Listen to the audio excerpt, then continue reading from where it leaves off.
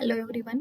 Today we are going to learn about the application development tools. It is the paper number first.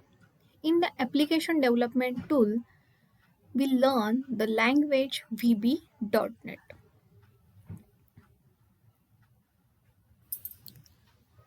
In this lecture, we discuss about the components of .NET framework. The first component is the FCL, second is the CTS, and the third one is the CLS.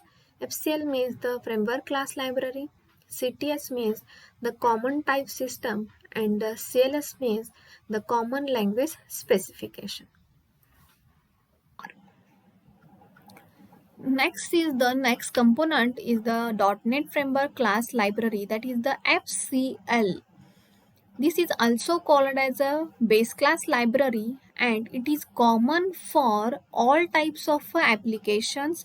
That is, the way you access the library, classes and methods in VB.NET will be the same in a C# and it is common for all the other languages in a .NET. The framework class library is a standard library and Microsoft .NET Framework implementation of the standard library as defined in the Common Language Infrastructure. The FCL is a collection of reusable classes, interface and value types. The base class library, that is the BCL, is the core of the FCL and it provides the most fundamental functionality, which include the classes in namespaces system, that is the system.code DOM, system.collection, system.diagnostic, system.globalization, system.io, that is input output, system.resources and system.text. These are the examples of the namespaces which are used in the FCL or which are used in the programming.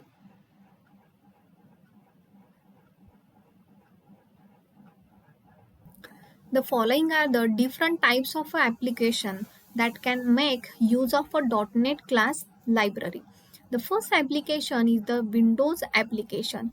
A Windows Form application is an application that has a graphical user interface like the VB.NET IDE.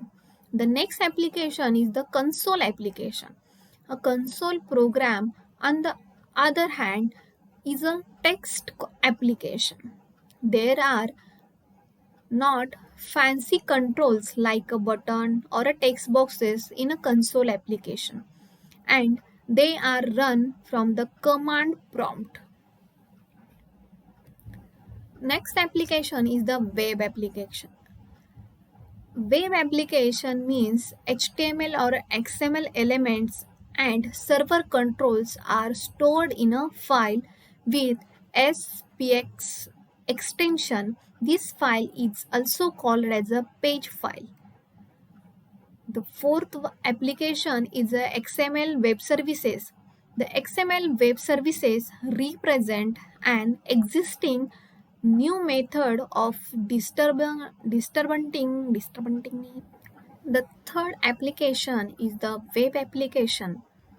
HTML or XML elements and server controls are stored in the file with .aspx extension. This file is also called as a page file. Fourth application is the XML web services. XML web services represents an existing new method for distributing application functionality. This is a XML web services. Fifth application is the Windows services. You can start, stop, pause or resume services on remote and a local computer. Windows also provides the option to enable or disable a services. Objective of a Windows service is to run application in the background in a certain period even though the machine is busy with other process or a work. This is the Windows services. Means the Windows services is provided by two way, that is the remote way or a local computer way. In short, developer just need to import the BCL, that is the base class library, in their language code and use its predefined methods and properties to implement common and complex functions like reading and writing to file, graphic rendering, database interaction, and XML document manipulation. These are the complex functions. The garbage collector manages the allocation and release of a memory. When there is not enough memory to allocate an object, the garbage collector must collect and dispose of a garbage memory to make memory available for the new allocation. This process known as garbage collection. The third component of .NET framework is Common Type System, that is CTS.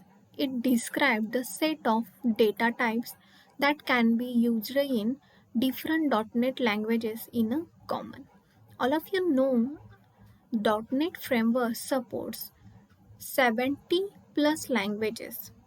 So the CTS is plays the important role to use a data type as a common in a different languages. CTS ensures that objects written in a different .NET languages can interact with each other. The common type system supports two general categories of types. The first one is a value type and second one is the reference type. Let's see the value types. Value types directly contain their data, and instances of value types are either allocated on the stack or allocated inline in a structure. Value types can be built in, user defined, or enumerations. So first we let you know about the stack. What is a stack? It represents a last in and first out collection of a object. It is used when you need a last in first out access of atoms. When you add an atom in the list, it is called a pushing the atom, and when you remove it, it is called as a popping the atom. That is the stack. The next concept is a enumeration. Enum is the keyword.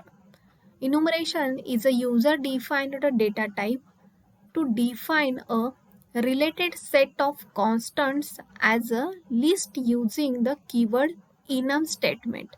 It can be used with module, structure, class, and procedures. The next part is the reference types. Reference types store a reference to the value's memory address and are allocated on the heap. Reference types can be self-describing types, pointer types, or interface types. The type of a reference type can be determined from the values of a self-describing types. What is heap here? The .NET framework that allocates and releases memory for your .NET applications. When a new process is started, the runtime reserves a region of address space for the process called the manage heap. Also, the heap is the memory storage area, and in that we cannot save the direct value, we save the only common language specification rules. It describes the minimal and complete set of features to produce code that can be hosted by CLR. It ensures that products of compilers will work properly in .NET environment. Let's see the rules of CLS. Sample rules. Representation of a text string. This is the first rule. Second is the internal representation of enumerations. Definition of static members, and this is a subset of the CTS which all .NET languages are expected to support. Fourth one is the Microsoft has defined CLS, which are nothing but guidelines that language to follow so that it can communicate with other .NET languages in seamless manner. So the purpose of the CLS is the guideline of that languages to follow and communicate to other languages which are in the .NET framework. In this lecture, we discuss the components of .NET Framework. In the components of .NET Framework, we discuss the FCL, that is the Framework Class Library. CTS, that is a Common Type System. In the CTS, we discuss the value type and reference type. And the last component is the CLS, that is the Common Language Specification. Thank you.